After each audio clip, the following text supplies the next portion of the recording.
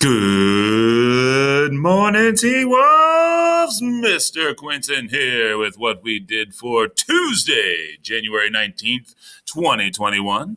I hope that you had a very relaxing 3-day weekend and that you were able to celebrate Martin Luther King Jr. Day in your respective ways. So, we are starting a new semester, a new quarter, a new everything, a new unit, and we're talking about government and citizenship this time around. So, we are going to start with a daily work assignment today that, while not for points, will be used for notes, for quizzes and tests. And, folks, we do have a quiz on Friday. So make sure you're getting this stuff done, all right? So we're going to pretend that we're in first period. You, of course, are going to go to your respective period. We're going to jump all the way down to quarter three, the nice yellow folder. Go to that top folder up here, week of January 19th, and you will see that there is a Tuesday folder already there. Tuesday the 19th, jump on in.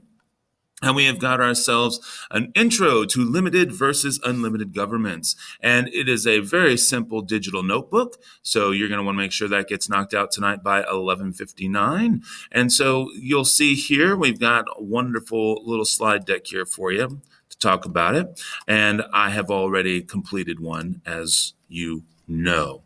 All right. So, folks, let me just kind of sum this up for you, make life really, really easy.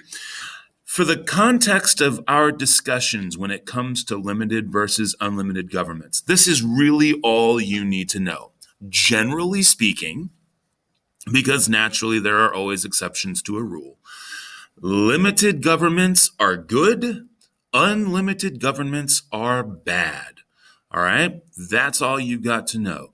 So limited is good versus unlimited, which is not good. The unlimited is bad. Okay. Yes, that's right. I even do the silly voices for the videos now. All right. So the idea here is that we've got a little word web, and we're thinking of words that we think of when we think of government.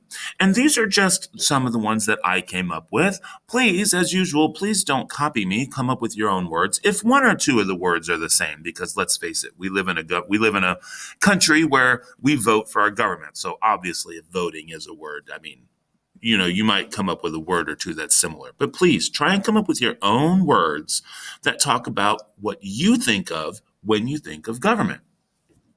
For the purposes of this particular slide, not really too many right or wrong answers per se, because it's what you think about. All right. But try and think of it as it pertains to explicitly government.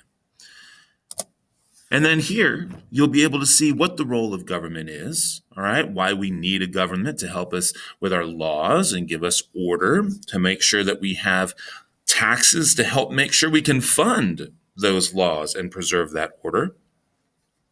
To make sure we have things like education, to make sure that we have our rights and that all people have rights, and not just to elect, but to actually make sure that we can exist happily.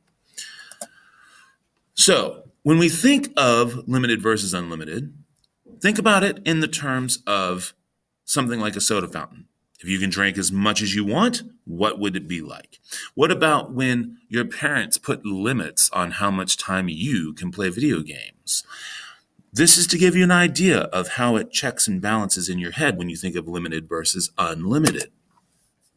So unlimited, obviously, as much as you want. Limited means you've got restrictions and rules. And when you think of it for government, only think of it for how the rulers of the government would apply the limited idea or the unlimited idea. Don't think of it from the terms of the people, which is why we get to realize that if a ruler has unlimited power, it can be a bad government because it could be very bad for you.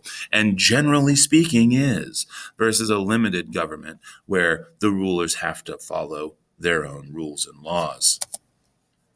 So, no limits on authority when it comes to an unlimited government. They can do anything they want to anybody they want whenever they want.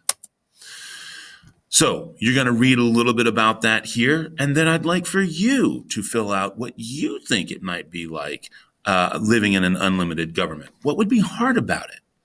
And again, please don't copy me. Come up with your own words, but you can definitely use what I have written as a jumping off point or as a template to follow. Here you have some examples of unlimited governments like Iran, North Korea, and during World War II, Germany. Generally, these people are considered to be dictators, where they just do whatever they want whenever they want, which again is bad. For a limited government, well, we have rules and laws that leaders are expected to follow, and we have the ability in most limited governments to elect the people who are in charge. So here again, read a little bit more about the limited governments and tell me why you think being in a limited government is beneficial. What is good about that?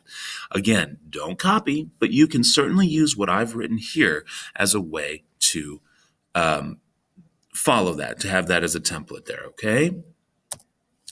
Here we have different kinds of limited governments, and again, where people elect their representatives and for the most part elect their leaders. All right, that is a limited government. You're going to have a wonderful little drag and drop tile here slide, and so this is how it will look when it's completed, but please make sure you're going through and taking a look and moving those tiles around. I'll show you here so that you can see that it is something that you can move the tiles back and forth, right? Right, you can move those tiles back and forth. So just make sure that that's what you're doing, okay? And so you can do that there as well, okay? And then we'll present again so you can see what's happening. And then you're going to have two slides here that just simply ask you to look at the scenario and decide whether or not each of these is something that would happen in a limited government or an unlimited government. And that's it, folks. Once you've got those two done, you're done. And if you have any questions, make sure you get this submitted now, right? We're going to submit our stuff by the end of today, by 11:59 tonight. And once you're in there, you're good to go. So, as always, if you have any questions, send me a note in Schoology, send me an email. Other than that, I hope you have an absolutely amazing day.